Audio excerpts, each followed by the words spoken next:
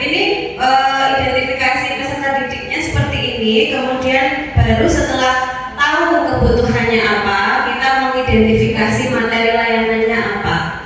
Di perilaku asertif itu apa saja yang akan kita sampaikan. Nah, kalau bisa Bapak Ibu, di bagian materi ini terdiri dari what, why, dan how. Jadi apa, mengapa, dan bagaimana.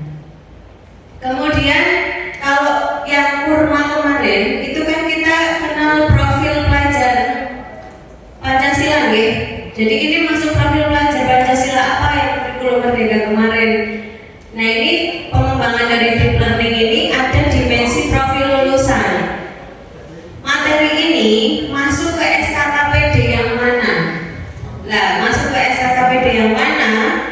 Kemudian cocoknya masuk dimensi profil lulusan yang mana? Kita centangi Bapak Ibu, kan ada 8. Kita centangi misalnya di materi perilaku asertif ini masuk dimensi profil lulusan kolaborasi, kemandirian, kemudian kesehatan dan penalaran kritis dan komunikasi. Jadi itu kita centangi. Kemudian capaian layanan kita ambil dari file yang saya share Bapak Ibu. Bapak Ibu sudah punya nih link drive-nya? Belum? Saya tadi sudah kirim ke Pak Rahmani. Sudah ya? Nah, capaian akademik ini, capaian layanan ini Ibu Bapak bisa ambil dari sini Bapak Ibu. Sebentar. Yang ini coba dibuka yang CLSMA. Yang CLSMA ini di bagian paling bawah itu ada jenis-jenis capaian layanan yang berdasarkan SKKPD. Ini contoh. Ini Bapak Ibu, berarti halaman 43 ya. CLSMA, file yang CLSMA. Jadi ketika misalnya materinya tentang keberagaman atau keagamaan, maka Bapak dan Ibu akan menggaduk-gadukkan itu masuk dalam aspek perkembangan landasan hidup religius. Capaian layanannya itu mencapai perkembangan diri remaja yang beriman dan bertakwa kepada Tuhan yang Maha Esa. Maka kita gaduk-gadukkan materinya apa, kebutuhannya apa, itu masuk aspek perkembangan yang mana. Nanti tinggal capaian layanannya dikopi dari sini. Jadi bagian aspek perkembangan ini dan capaian layanan. Kalau yang kemarin format RPL yang kemarin yang kurma kan profil pelajar Pancasilanya apa, lah ini tinggal ngambil dari sini. Tapi kan sekarang sudah berubah ya menjadi dimensi lulusan. Misalnya yang kematangan emosi, oh ternyata kalau menolak ajakan ini masuk di aspek perkembangan kematangan emosi, maka capaian layanannya mengenal gambaran dan mengembangkan sikap kehidupan mandiri secara emosional, sosial, dan ekonomi. Ini nggak perlu ngarang Bapak Ibu tinggal copy dari sini. Yang capaian layanan ini tinggal Bapak Ibu copy dari file ini. Filenya sudah kami berikan semua. Selanjutnya, ketika sudah masuk ke capaian layanan, kita masuk ke topik layanan. Topik layanannya perilaku asertif tadi ya. Nah, tujuan umum, ada tujuan khusus. Tadi Bu Yovita sudah menyampaikan ya, ada kognitif, ada afektif, dan ada kinestetik ya. Tadi kalau di DIP ya, masuknya ke psikomotor. Maka di tujuan khusus harus memuat CAP. Harus memuat CAP. CAP yang bagaimana? Yang HOTS Bapak Ibu. Mana ya yang HOTS itu? Bapak Ibu bisa buka file ini. File HOTS dalam layanan BK di drive yang sudah saya berikan di dari Pak Ramani ya. Nah ini HOTS dalam PK, kenapa sih harus HOTS itu nanti Bapak Ibu bisa pelajari. Tadi sudah disampaikan juga ya, bahwa data dari PISA Indonesia hanya bisa menjawab 2% atau berapa ya, atau 1% malahan yang pertanyaan dengan HOTS. Maka memang arahnya di learning pun arahnya ke HOTS ini. Nah, HOTS itu ini Bapak Ibu sebentar. Kalau HOTS, LOTS itu lebih ke mengingat, memahami, itu LOTS. HOTS itu tingkatan tinggi ya, berpikir tingkat tinggi, high order thinking. Kita lihat ke KKO. KKO itu kata kerja operasional. Nah, yang Bapak Ibu gunakan ketika menyusun tujuan khusus itu ambil dari sini Bapak Ibu. Cari yang cocok, mulai dari C4 sampai C5. Jangan menggunakan C1 sampai C3. Jadi C4 sampai C6. Ada banyak dimensi di sini, silakan yang cocok apa ya. Kalau tentang bolos misalnya, itu Bapak Ibu kira-kira apa nih? Pengalaman mendampingi mahasiswa reguler maupun mahasiswa PPG dalam jabatan, mahasiswa PPG prajabatan itu pusingnya di sini ya. Ini kayaknya ada alumni PPG juga di sini ya. Pusingnya di pemilihan kata kerja operasional atau KKO yang HOTS ini. Yang cocok apa ya? Agak lama di sini ya. Kemudian setelah C, setelah kognitif ada afektif. Afektif juga sama Bapak dan Ibu, ada KKO-nya. Bapak Ibu tinggal memilih. Kalau afektif sebetulnya tidak ada tuntutan harus minimal di level 4, tetapi sebaiknya di level 4. Misalnya, oh ini cocoknya di level 3 ya, nggak apa-apa gitu. Kalau yang bagian afektif ya. Yang penting kognitifnya sudah di level 4, 5, 6. Kemudian untuk P psikomotor itu juga sudah ada Bapak Ibu. P1 sampai P5.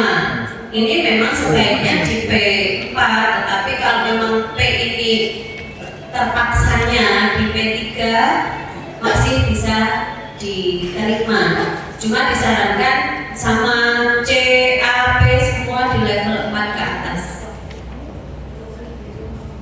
Itu ya Bapak Ibu untuk penyusunan tujuan. Berikutnya ini tujuan umum, kemudian tujuan khusus sudah. Berikutnya adalah praktik pedagogik. Praktik pedagogik ini maksudnya adalah teknik atau metodenya, tapi memang di pedoman naskah akademik formatnya untuk yang mata pelajaran seperti ini ya. Jadi kita mengadaptasi. Dan perlu diingat bahwa ini belum secara nasional belum diketok palu. Ini kita masih apa ya istilahnya, kemungkinan implementasinya. Dan kami sangat mengapresiasi Pak Ramani ini yang langsung minta deep learning. Wah, ini sesuatu yang baru, akhirnya memaksa kita juga untuk belajar gitu ya. Memaksa kita untuk belajar deep learning ini. Ketika kami tanya ke Asosiasi Bimbingan Konseling Indonesia, oh itu belum. Kemarin sudah gerakannya sudah mau jalan, tapi tiba-tiba berhenti gitu. Mungkin masalah sesuatu ya di pusat ya. Jadi tiba-tiba berhenti. Tapi kalau naskah akademiknya sudah launching dan sudah saya share juga di draft yang saya berikan ke Pak Rahman. Kemudian lingkungan belajarnya ada lingkungan fisik dan ada ruang virtual, itu perlu disebutkan di sini ya. Kemudian pemanfaatan digitalnya tadi sudah disampaikan Bu Jovita, gadget itu luar biasa. Bapak Ibu kalau kita bicara gadget itu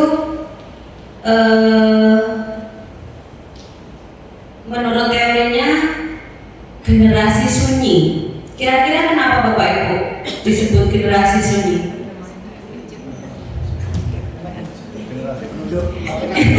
Generasi yang nunduk, ya. Generasi yang kenapa? Iya, generasi yang nunduk terus gitu ya, generasi yang sibuk dengan gadgetnya. Maka ada teori yang menyebutkan itu sebagai generasi sunyi.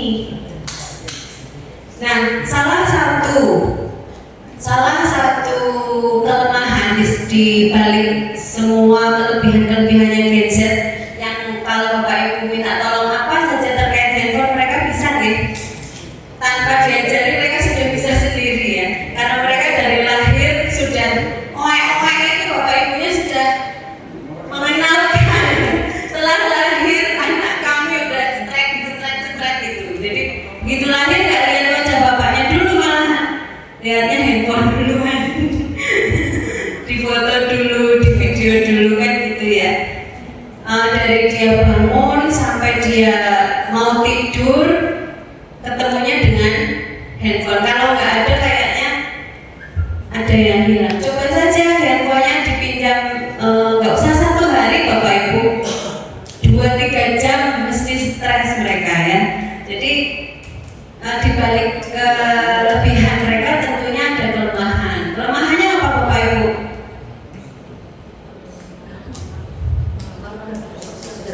Mager ya, kurang aktivitas fisik, kurang peka terhadap lingkungan sekitar, betul sekali. Makanya butuh pembelajaran deep learning ini gitu. Butuh pembelajaran deep learning ini tentang berkesadaran tadi ya, meaningful, mindful ya. Nah, tidak lupa juga di deep learning ada pemanfaatan digitalnya.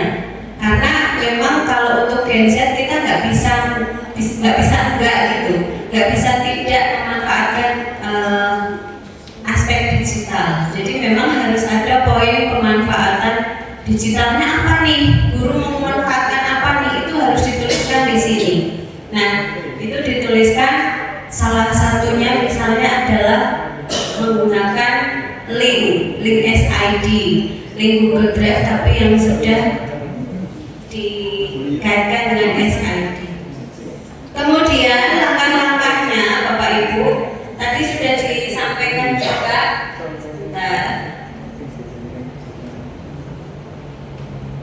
Ada berkesadaran ya, meaningful, joyful, apalagi satunya?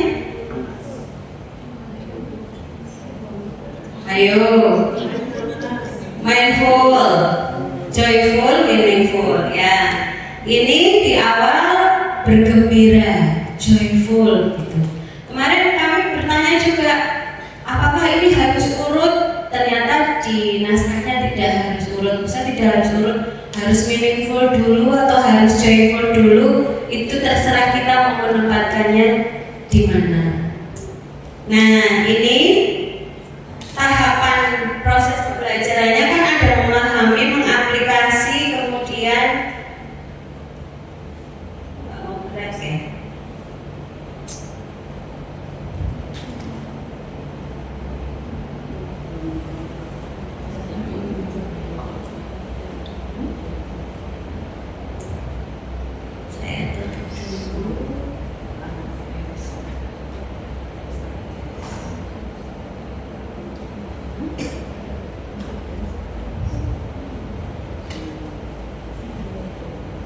merefleksi ya Bapak Ibu. Nah itu tetap kita harus masukkan di RPL. Kemudian kita kawinkan dengan sintaks atau tahap kegiatan yang mau kita pakai. Katakanlah kita mau pakai problem based learning ya, berarti sintaksnya problem based learning. Kemudian kita kaitkan mana yang aspek memahami, mana yang aspek mengaplikasi, mana yang aspek merefleksi.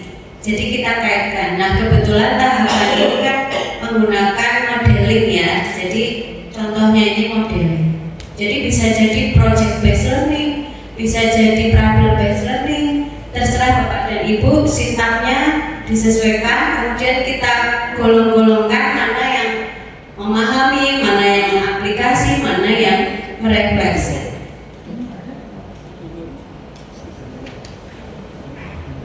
Kemudian asesmennya tetap ada Bapak Ibu, ada proses dan hasil itu masih sama. Hasilnya rata-rata masih pakai understanding comfortable action karena itu sejalan dengan aspek tadi ya, kognitif, afektif dan psikomotor tadi.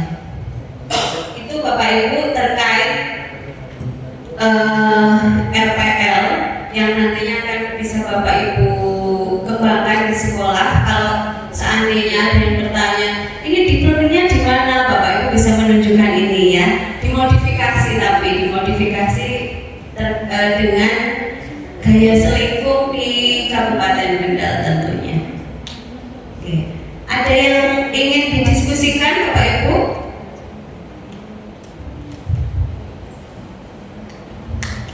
Masih ada waktu untuk berdiskusi, monggo. Sudah jelas? Filenya sudah lengkap nih.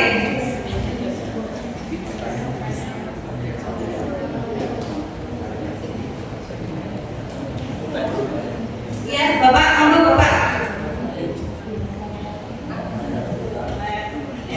Biar gak sepi. Iya, biar gak sepi.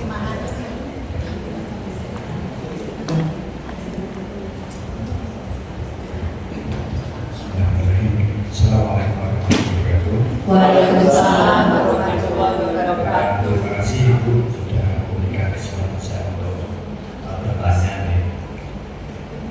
Yang pertama Bu, ini kegiatan kali ini memang kalau menurut saya sangat menarik sekali Bu, karena perkembangan di era sekarang.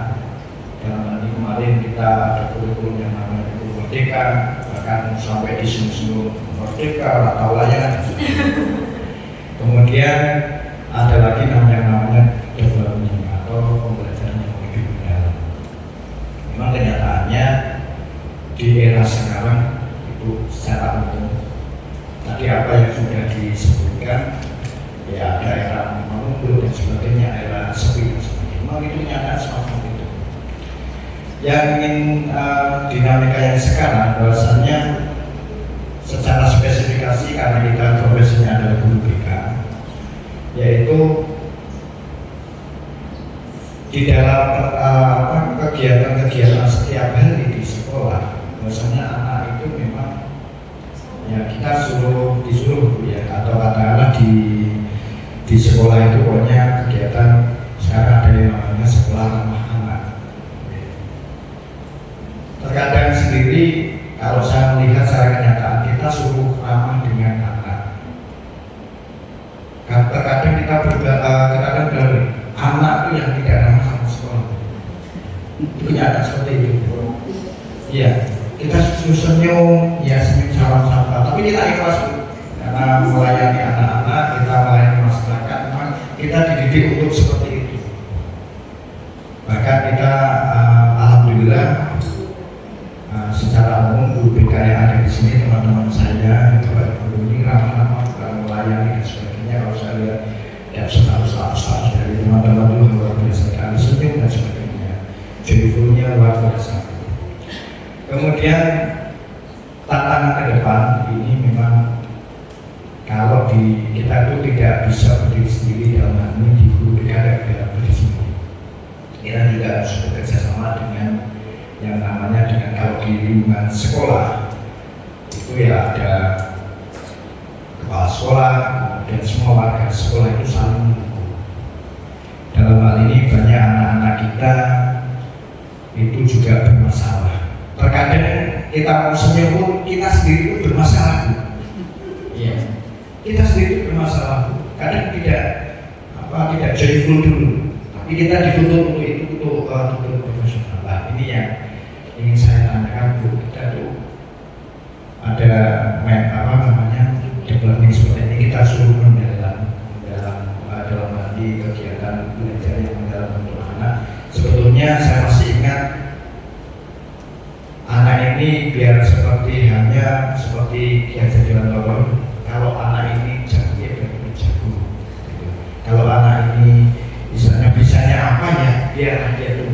kita hanya mensupport saja. Nah, apalagi kita juga dibebankan yang namanya izin untuk administrasi juga. Wah, luar biasa administrasi. Wah, ini ya, wah paling lambat kita ini bermasalah, kita juga tertekan seperti itu. Ini tahu benar sih. Iya. Tapi kita insya Allah guru BK ini luar biasa, profesional sekali, tepuk tangannya untuk kita semua. Ya ini semuanya masalah kita, tapi kita bisa menyimpan alhamdulillah kita di guru BK. Di dalam guru BK itu di situ salah satunya pada saat dulu kita kuliah itu ada yang namanya psikologi. Ya. Psikologi kita bisa dan ini mohon Ibu bagaimana untuk kami bisa mensikapi dari anak-anak yang dalam hal ini bahwasanya kita bermasalah, biar mereka itu tidak mengetahui masalah kita dan mereka tetap joyful untuk bangsa dan negara ini. Ya, salah satunya di Undang Dasar 45 ayatnya 40. Terima kasih Bu. Assalamualaikum warahmatullahi wabarakatuh. Waalaikumsalam warahmatullahi wabarakatuh. Dengan Bapak Sinten? Oke, Pak Heru Teguh. Pak Heru, Pak Heru menarik sekali ya.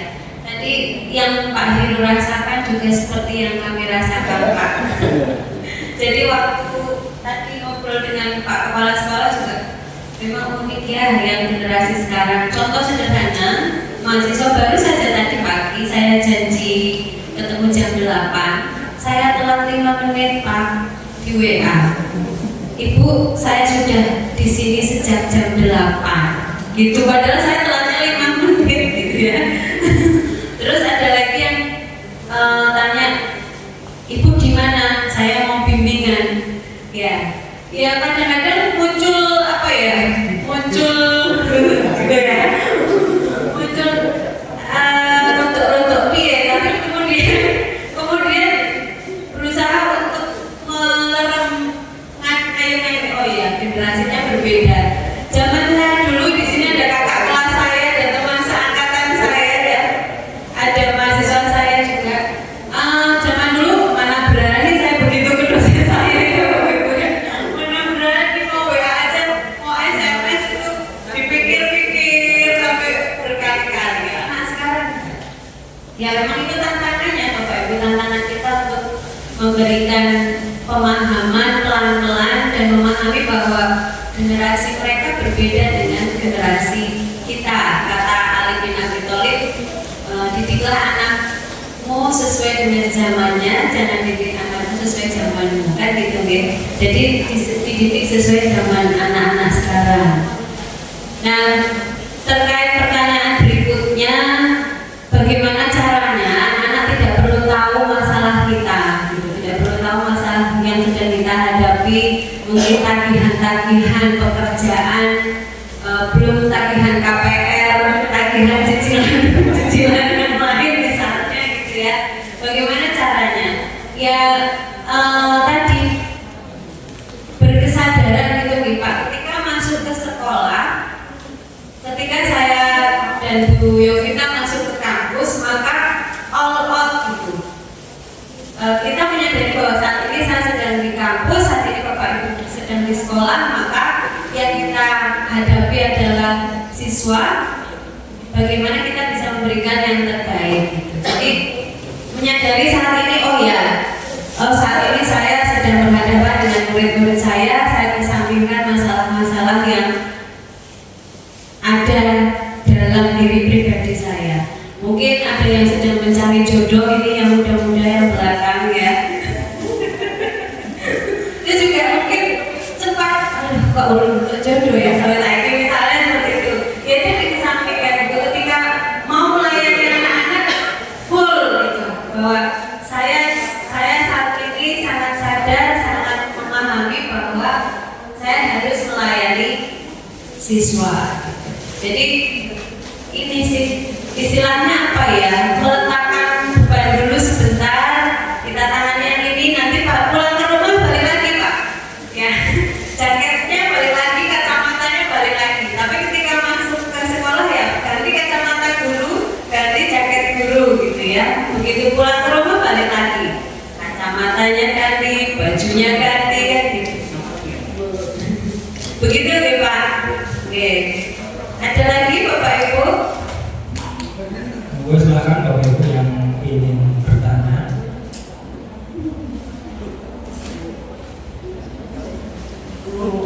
Ini mau dilengkapi sama Ibunda. Ibu Bapak, seringkali kita ini hidup orangnya satu, tapi pikiran kita itu ada di berbagai dimensi ya.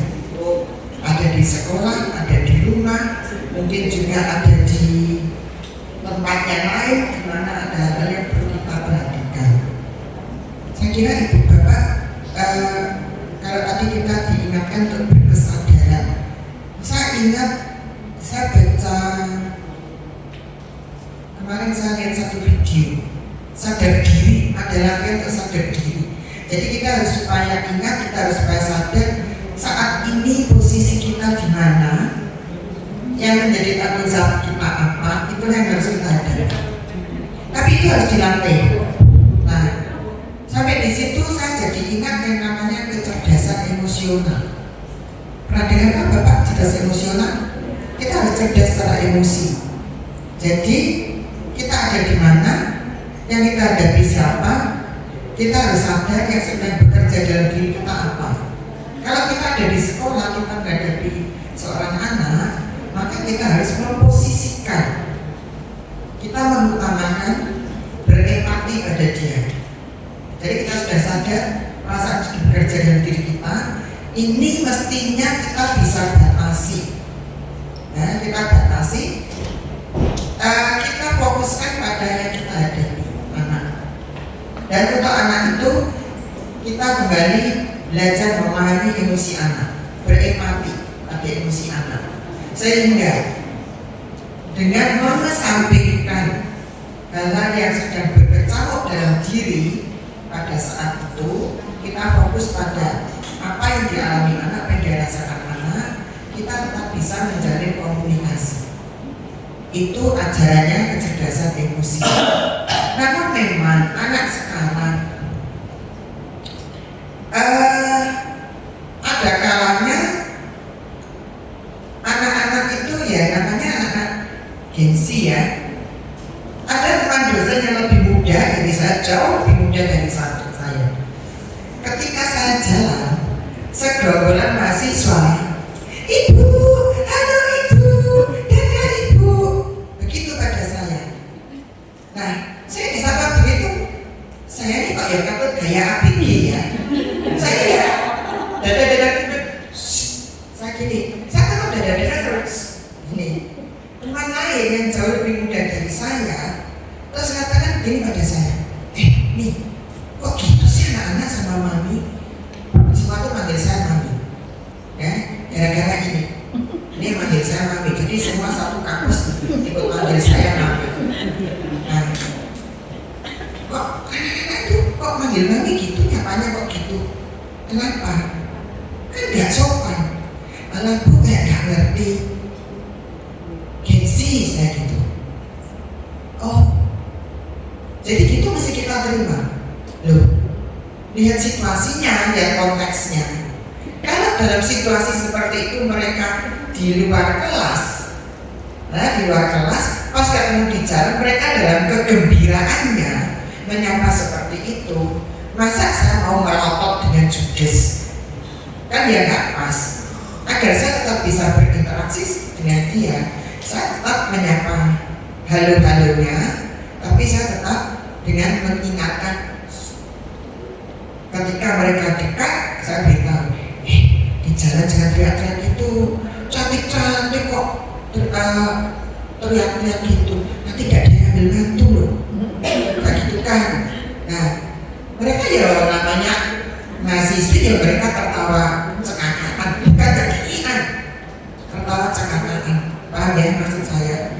Kan sekarang gak kita mahasiswi yang tertawa malu-malu gitu, gak ada tertawa yang semua anak lebar. Nah, ibu bapak, itulah jadi kita harus bisa melihat konteksnya di mana, kita memahami posisi mereka, konteks mereka di mana, tapi kapan saat kita bisa masuk menangkap yang tadi namanya kesadaran etis, namanya kesadaran etis. Saya kira sesungguhnya dalam hati kita ada rasa-rasa risih, ada rasa-rasa sepertinya kok nggak pas ya. Tapi justru kalau kita merasa nggak pas, kita tetap harus mengingatkan pasnya bagaimana. Jadi Bapak tidak sendirian, kita masing-masing tidak sendirian. Tapi mari anak-anak kita bawa hidup pada masanya, pada zamannya, tapi tetap kita kembalikan pada kodratnya. Dia sebagai apa? Dia sebagai siswa, dia sebagai anak, supaya dia tetap ingat pada kultur.